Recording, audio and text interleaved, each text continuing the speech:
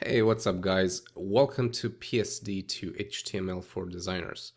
I'm Adi, and in this first lesson, we'll begin by writing the markup for our page.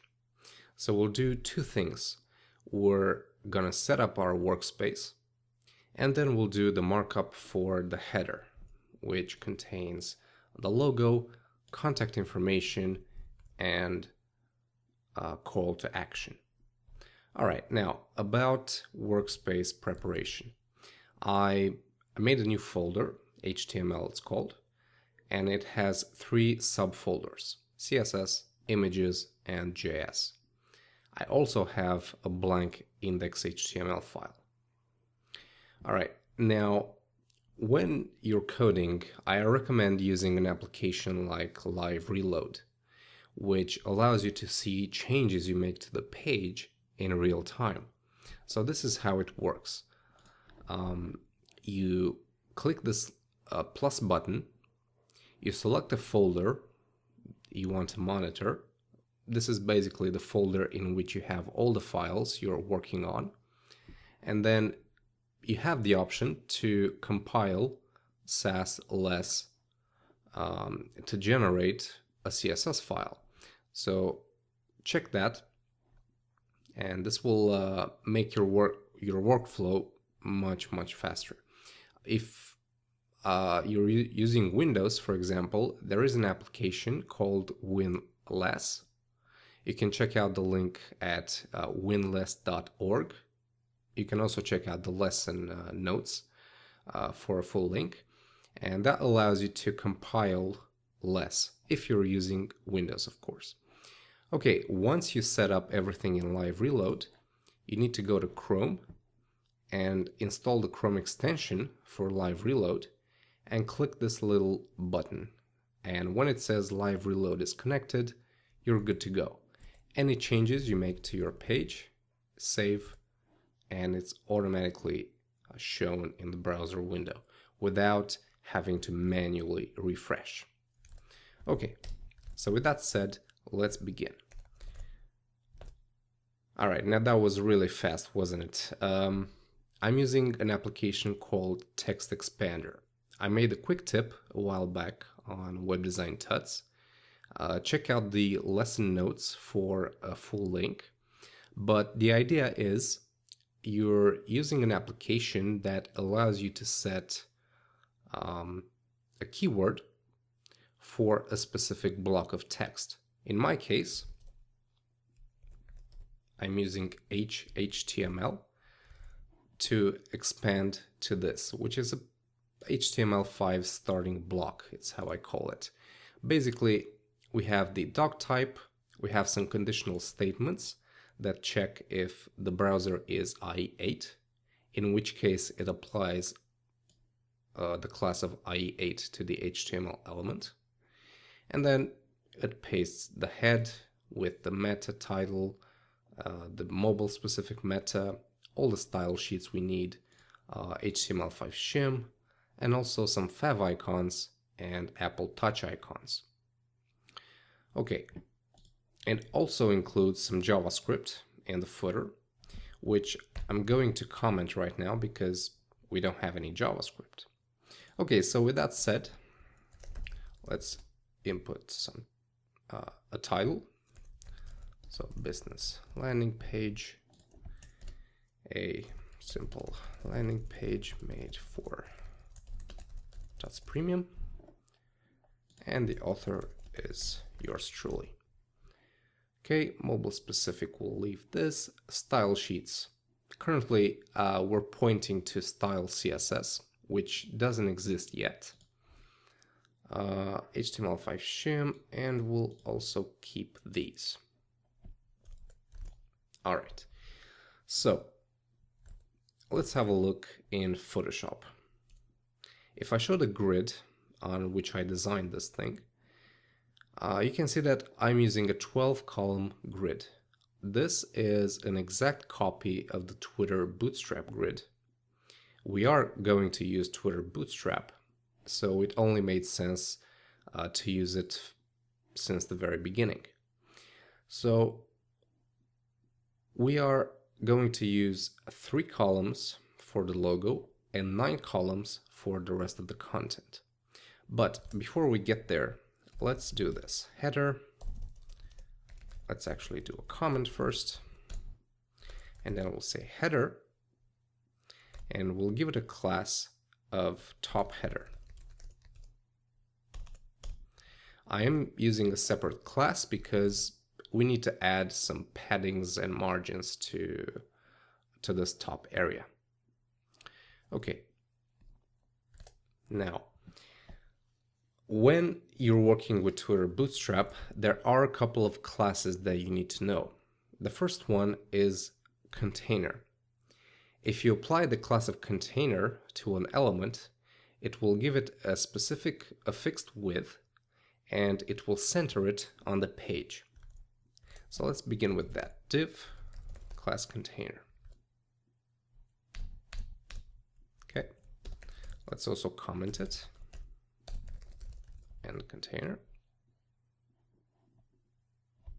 All right. And inside the container, we have a couple of columns.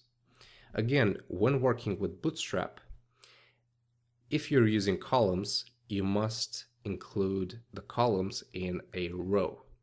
So we'll say div class row, which contains div with a class of span 3 plus div class span 9.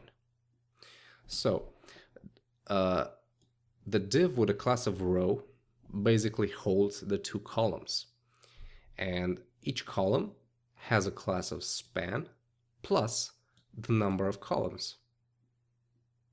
Well, that wasn't exactly correct what I said. Each section, if you want, yeah, has a class of span plus the number of columns it's composed of. So the logo section is made up of 3 columns. The other section has 9 columns. All right, so let's go ahead and expand this.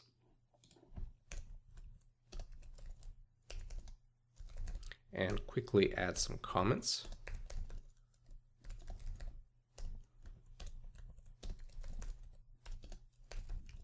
Okay. Now, for the logo, there are 2 ways you can display a logo on a page, or an image for that. You can use an actual image with the img tag, which will work just fine. Or you could use an h1 with a link. Now, I prefer this option because it allows me to specify or to enter a description right here. Now, this description will not be shown, we'll hide it, but the image can be displayed as a background image to this h1. So I added the class of logo, and the logo contains this link. Now, this is very good for SEO because usually search engines will search for the first heading, the first h1 in a page, and the contents of that h1 are relevant to the contents of the page. All right, so logo is done. Let's move on to the contact information and call to action. Now, I'm going to use a list for the contact information because there are 2 elements which are very similar in form, and I'm going to use a simple anchor tag for the button. So let's do the list UL with a class of list. How should we call this? Top container. Let's do this. List top contact info. All right. List item. And we'll start with the icon. For the icons, we won't use images, but we will use spans because we can set an image as a background image. So span, let's give it a class of icon small and phone. Now icon small is a class we're going to use for all of these small icons, and it's a generic class that defines width and height. Phone is a class that specifies which image should be used. Okay, so the next one is the text. I'm going to copy this. And the first list item is done. We'll copy and paste. We'll replace the phone with the envelope. Okay. And instead of plain text, we'll use a link. So copy this.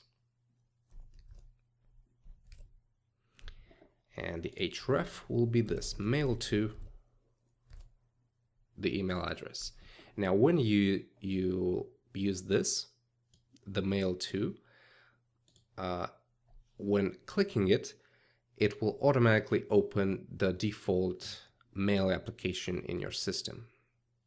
And the receiver field will be filled in with this. All right, so let's see. We did the top contact. Now the very last thing is the button. So I'm gonna do a link with a class of button. And I'm just gonna copy this text. Get started for free. And for the icon, we'll use something similar to what we did previously on the list, which is a span with a class of icon small and with a secondary class of arrow right. Expand that. Okay, and that's pretty much it for the header. Now if we take a look in Chrome, you can see that we have the logo. Currently it's a large text, but we'll hide that. The contact information and the link. It doesn't look like a button yet, but it will. Okay, in the next lesson, we'll take care of the main banner, which is this section right here with the form and the testimonial. Okay, thank you for watching, guys. I will see you very soon. Bye-bye.